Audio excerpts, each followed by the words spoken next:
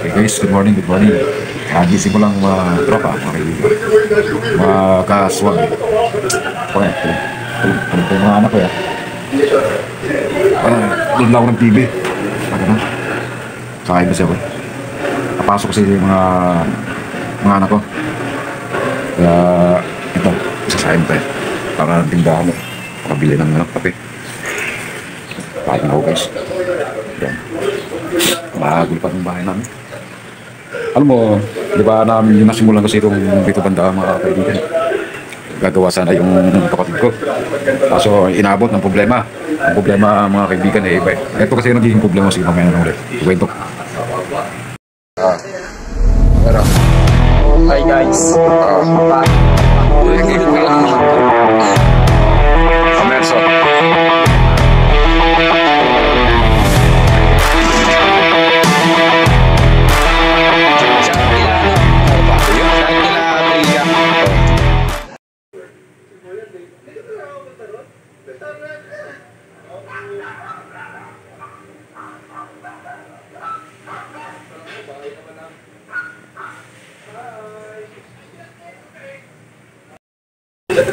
Kapag mapunta mo na kami ng bibili mo na kami ng ulam. Samahan mo na lang kami sa dano. Hoy, Mangga. Dali, gising. May bibili kami sa tindahan. Dali na. Let's bibili na. Tara, kaya, let's go.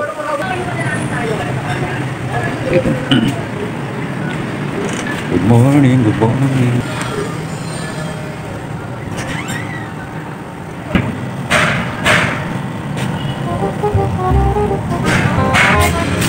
Guys, pupunta kami ng mga tindahan na. Wala kasing ulam guys. Para kaming, gusto sana namin gulay dapat eh. Wala lang talaga kaming ilang gulay dito. Kasi umaga-umaga eh. Tumahan ako siya eh. Tumahan naman. Laigo. Yung dagat na kami marami. Yung maganda naman yung panahon eh. Okay. Masaluhin sana eh. Guys, papunta kami ng tindahan. Time check 6:30. Yeah. Alas 9 na mga na. Ngayon na umaga. At pupunta kami doon sa tindahan. Okay, pakita ko sa ganito. Dito na guys, dito na kami.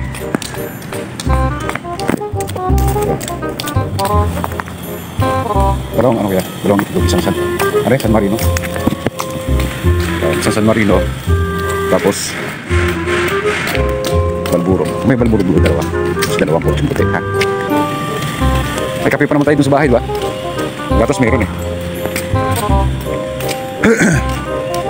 Guys, ito yung mga tanawin dito. Tapos kaya dito ulit guys. Walang itlog guys. Kami lang may itlog. Kami lang may itlog. Walang itlog yung tindahan. Bakit kaya walang itlog yung tindahan? Kasi siyempre tindahan yun eh. Bakit kaya ang babae walang itlog? Pinanganganak. O sige guys, ganun na ha. Pauwi na kami. At ang bili namin ay San Marino lang. Yan. Ito yung view namin. Background sa likod.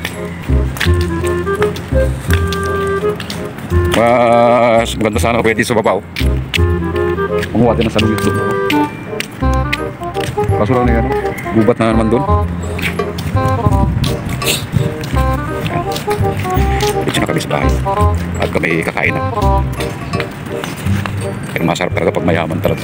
Kung may sasakyan tayo guys, mga tayong kaparada lang. Sa ngayon wala pa tayo tataya ako sa luto para tumama ako. Pag tumama ako, magbabago ng buhay ng aking pamilya. At mag-negosyo ako, kasama ko ng mga anak ko. Paparalik yung mga anak ko guys sa mga kagandahang eskwelahan. Update na lang ito guys ha. Okay guys, dito na kami sa bahay. Alex vlog. Fix na natin. Ayos na natin.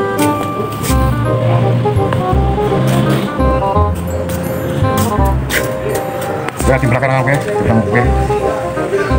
Kape. So yun lang kaya. Alam itong ano ko guys. Napakabait ito guys.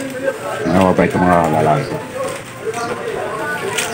Champion na naman sila. Kuya, congrats ha. Magaling sumayo itong anak ko eh. Somba. Ano mo guys, talagang makikita mo naman eh. Ang batang binibili sa buhay, yung masunurin sa magulang. nakikita mo yung oportunidad ba yun? Nakikita nila yung blessing. Swerte. Yan ang kami mo. Lock lang mo yan. Hati lang tayo. Alin? Magkakape ka ba? O sige, back na lang sa akin. Tapos may kunting gatas naman siguro ako dyan. Okay, halo mo na. Kaya sabi ko sa mga anak ko, kayo, pagdating ng panahon, huwag kayong sasagot, huwag kayong lalaban sa magulang. Kasi napalakas ng karma ng magulang. Ako yung inamin ko naman na sa sarili ko. Ako yung sumasagot sa magulang ko nung araw. Namin ko, laking pagkakasal, lumalaban ako sa magulang ko. Kaya sa mga nanonood ng mga kabataan, i-respeto nyo yung magulang ninyo. Tandaan nyo yan. Mayroon ako, hindi ko sinasagot ang magulang ko. Bumabawi ako. Nahingi ako ng sorry sa kanya. Kaya nagiging magbanding kami dalawa. Ano yung mga pagkukulang, pagkakamali ko nagawa ng mga panahon na magkasama kami. At nung nabubuhay yung aking nanay, mama ko, ako yung sumasagot sa kanya. Pero hindi ako nakahingi ng tawad. Pero ito sa papa ko, hindi ako ang tawad na nagsisiya ko ng lahat ng mga kasalanan kong ginawa kung bakit ganito ang buhay ko. Siyempre, kinarma din ako.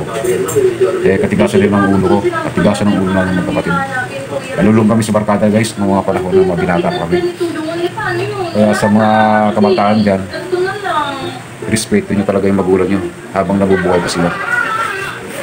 Habang nabubuhay pa sila, bigyan nyo ng pagkakataon na sumaya rin sila. Kahit kung pinapagalitan kayo, okay lang yan. Para rin sa inyo yan, sabihin mahal kayo. Mahal tayo. Kasi yung karma, kahit hindi man natin kagustuhan yan, hindi kagustuhan ng magulang, na huwag mangyari sa mga anak natin. Nangyayari yan kasi unang-una, galit ang karma sa mga walang kwentang tao. Yung lumalaban sa magulang, magiging walang iyara. Yan ang paninumala ko guys. Kasi kailangan talaga mo hindi mawala ang respeto sa magulang at sa Panginoon.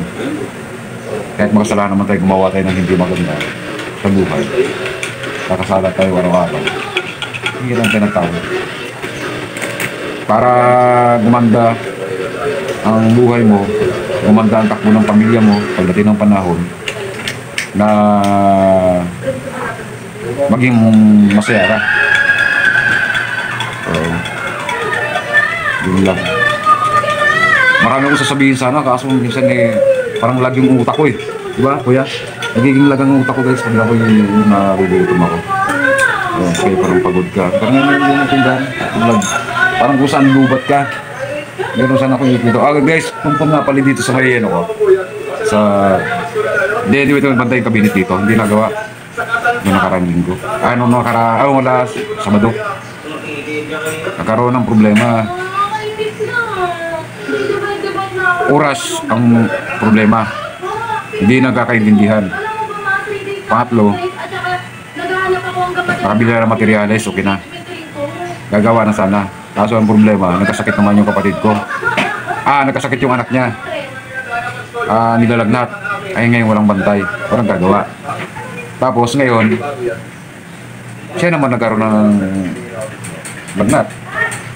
Parang nahawa siya doon sa anak. Sabi ko nga, pagpagaling ka. Jo, pagaling ka dyan, Jo, ha? Gagawa tayo, ha? Akong maalalay sa'yo. Ako mag-labor. Ganun tayo, guys. Kapit tayo. Ayan, kapit tayo.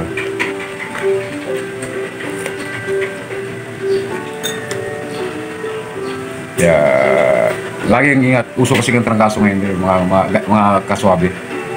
December, taiba na yung klima parang nagpabago na yung klima Okay, pinos ko muna guys kasi baka mamaya makaka-copyright tayo kasi may music Baka madali tayo ni Tami. Awin ko yan, balik na Meta, Tami, no? Tami? Meta? Oo, balik no? Tami? Meta, Tami. Yung baliktad, kabitaran. May tama. Kaya ka ng ulo, may kanin ko ya? Kaya gising mo si pamansang kulukoy. Okay guys, kakaroon na tayo.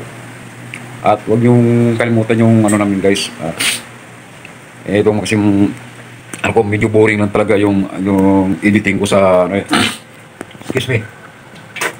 Yung pag-i-edit mo, siyempre wala na tayong magandang cellphone. Hindi naman magandang cellphone ko. Pangit cellphone ko. Minsan napupuno pa yung storage. Kaya itsagaan ko lang to. Ngayon, maraming salamat sa mga nanonood sa akin. Kahit kunti lang, masaya na ako. Basta ingat lang kayo mga nanonood sa akin.